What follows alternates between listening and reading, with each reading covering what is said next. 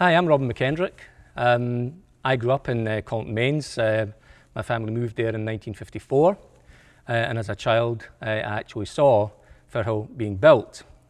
As I went to Oxgangs, which was and still is a feeder to Firhill, I came here in 1966 and stayed here until 1972 before I went on to Edinburgh Art College.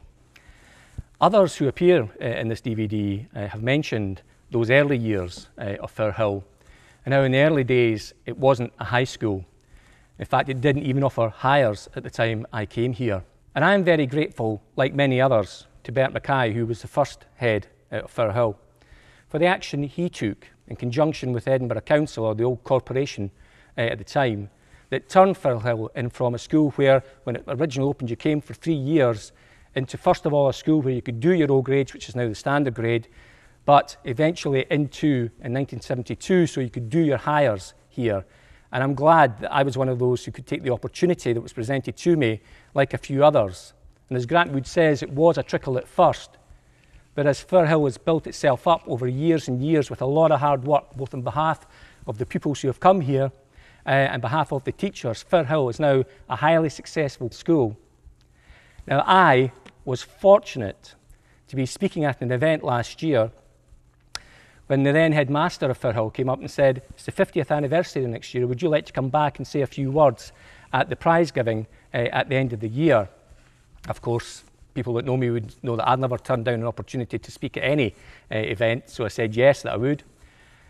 But I wasn't really prepared for what I experienced when I came back in 2010, having left in 1972. Things have changed, not just the building, not just the layout, but the whole ethos of the school has changed. The whole approach to learning, the whole approach to there being a partnership between parents, children and teachers has changed. And Firhill is now a school that you can actually be proud of. The level of success that the youngsters have achieved is truly remarkable. When I first came up and I said, "Look, can I see how many kids are going along to this prize giving event and what are their destinations?" Frankly, I couldn't believe where kids were going to. Kids going to Cambridge doing maths, Edinburgh doing law, Glasgow doing science. I mean, it's a revolutionary change, and it's all down to the hard work of everybody involved in Firhill. I've worked for the Scottish Government for longer than I care to remember, frankly. I'm now based down in Victoria Quay in Leith, where I'm a branch head in a team called Getting It Right for Every Child. Now, what does Getting It Right for Every Child mean? It means that the Scottish Government has as one of its national frameworks for implementing children's services the child at the centre of the support that they get. It's no longer about the service. While the services are important, what's important are the outcomes, successful outcomes from all our children, to make sure they're all nurtured, they're all active, they're all respected and responsible, they're all included, safe, healthy and achieving. And that links in with the Curriculum for Excellence, which is now being rolled out in secondary schools throughout Scotland, where they aim to be as confident individuals, effective contributors, successful learners and responsible citizens. That's what I saw when I attended the prize giving earlier this year. And as I say, I was gratified and extremely pleased to see the success that Firhill and the pupils at Firhill have made for themselves. I did say actually when I was addressing that seminar that we'd heard a fantastic music presentation by the band. That I didn't know if many people knew that, in fact, the stage I was standing on then, the stage I'm standing on today, there was a school dance organised a few years ago, where in fact it was the Bay City Rollers who appeared and played at the school dance when Nobby Clark was their lead singer. Now, I did say at the time, I didn't know if that was a cause for putting up a plaque or demolishing the stage on the grounds of taste. I said, but there you are, that's just a background to Firhill. And it was actually when I walked into the school, the only part that I actually recognised was this main hall. And of course the dining hall that's at the back of it. And many of us will remember that. And there may be a few who are watching this DVD will, like me, remember that the way that school dinners used to be served was that they were served in small troughs where you had to divide it up by 8 and serve it equally amongst all the people sitting at that table. Of course, there were some, and I was one of them, who maybe didn't quite distribute it as the way that it was intended, and so were sent to a starver's table.